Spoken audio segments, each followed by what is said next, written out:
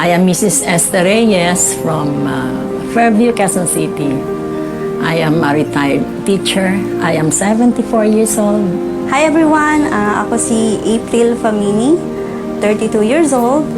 I am a mom of two and I'm also married with my husband. Mary Pearl Poblete, 45 years old. Cancer survivor for 11 years na. Hindi talaga ako healthy. Marami akong concerns. Number one, meron akong pre-diabetic. No? Number two, I have plantar fascia. Yung paa ko talaga, minsan hindi ako makalakad ng maayos. Meron akong carpal tunnel. At saka yung ang knees ko talagang, my joints, my knees, lahat masakit, no? Meron akong neck pain, ang nerves dito, yan ang kinatakot ko noon eh. Kasi sinabi nila, yung nerves, umaakyat yung numbness ba. And napagsabihan ako na pag yan ay umakyat sa ulo, well, that will be fatal, no? I was diagnosed with vasculitis last year, January 2021. And that is also the time na pregnant ako. I was 5 months pregnant when it was diagnosed. I've experienced a lot of pain. Physically, emotionally, mentally, and even my spiritual health is affected. May mga time na hindi ako nakakatulog. Kahit nakapikit ako. Ayan. Kasi andun yung thinking na, what if ganito? What if kailangan ko nang mag-undergo ng mga something very hard procedure? Yes, overthinking. Kasi I'm a mom. I'm worried kasi baka affected si baby. I'm worried baka hindi ko matuloy yung pregnancy ko. And I was so tired because of the pain. 2018 may nakapa ako. Nabukol dito sa lower abdomen ko. Lower right. Multiple large intramural fibrosis. So, ang dami ko ng concerns, ang dami kong sakit sa katawan, sa paa, naglalabasan yung varicose veins ko, yung numbness ko na tuwing hating gabi, ginigising ako. Ay, Lord, wala na yata, parang patay na yung mga kamay ko.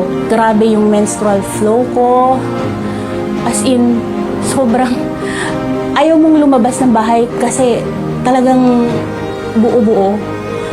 Kumbaga, tatagusan ka. Diabetes ay ranging from, 110, minsan nagwa 130. Ay, ang alam ko ang normal ng pre-diabetes is 110 to 120 lang, ganyan, no? Lalo na pagkatapos kong kumain, nag-spike up yan to 170, ganyan, 180. So that is parang alarming yun, ano? Parang kakatakot ng diabetes, ano? Sisirain niya lahat ng organs mo once diabetic ka na. On the first week, napag-take ko ng Elixir. I took Elixir 1 in the morning and 1 before bedtime. Pag after yung sugar level ko, nagre-range na lang ng 115, 120. Yan, naglalaro siyang ganyan. At ang nakakatuwa, pagka kumain ako ng bawal sa diabetes, para mag-spike ang sugar mo, hindi siya tumataas ng 170. Tumaas lang siya ng hanggang 130, 135. Before po ako mag-take ng Elixir Placenta, I have two large rashes. And then, after po ako mag-take ng Elixir Placenta, I think it was like the 5th day na nawala siya. And then after that, up until now, I think I'm on my 86th day right now. And hindi po siya lumabas all throughout my journey sa Elixir Placenta. Wala pong signs of inflammation.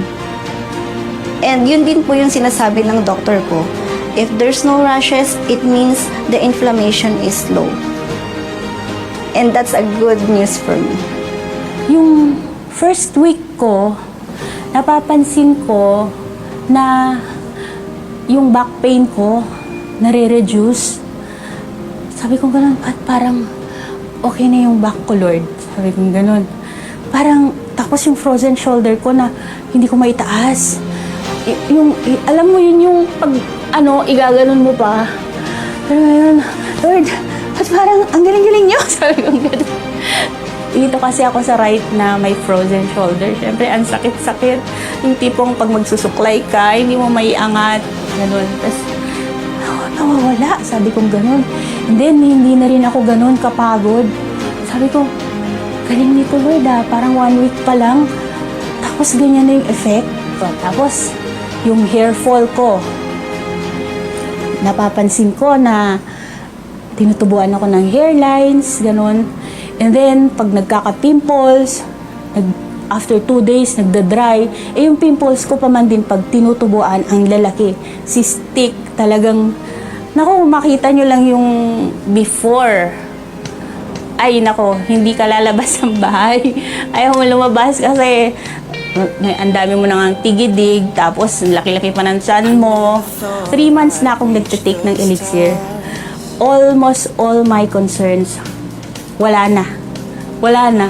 Yung bloated stomach ko, wala na. Ang galing-galing lang ni Lord, di ba? Nakakarampa na ako.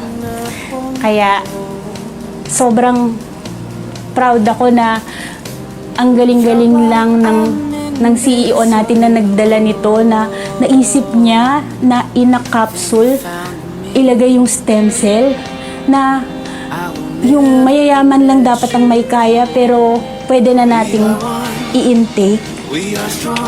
Kaya, saan pa tayo, di ba? Parang, Lord, andyan na.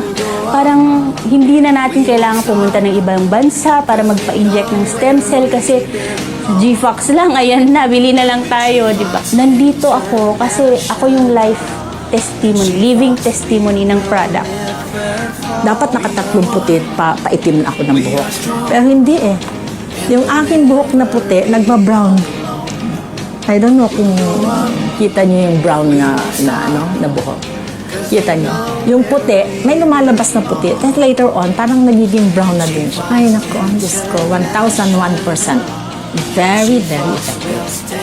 At mag-take na lahat ng may sakit. Mag-take na. At talagang may promise ng success of recovery sa elixir. GFox Elixir Placenta. Laundry ko, umaabot siya ng 3 days. Pero ngayon, 1 day na lang, kinakaya ko na. Dahil malakas na ako, hindi na masyado yung pain. As in, wala na minsan. Kaya nakakaya ko na maglaba. The most priceless. Nabubuhat ko na yung anak ko. 15 kilo siya. Nabubuhat ko na siya ng matagal. Nakakapaglaro na ako with them. Na hindi ko nagagawa dati kasi lalagay ko lang yung anak ko sa crib kasi hindi ko siya kayang buhatin. Hihingalin ako kapag binuhat ko siya. We are the living proof na sobrang effective ng product na ito. Pag hindi pa kayo gumamit ng elixir ngayon, you are missing 1/2 of your life. Sabi nga nila, di ba, na let your food be your medicine. Diba? Hindi yung your medicine will be your food.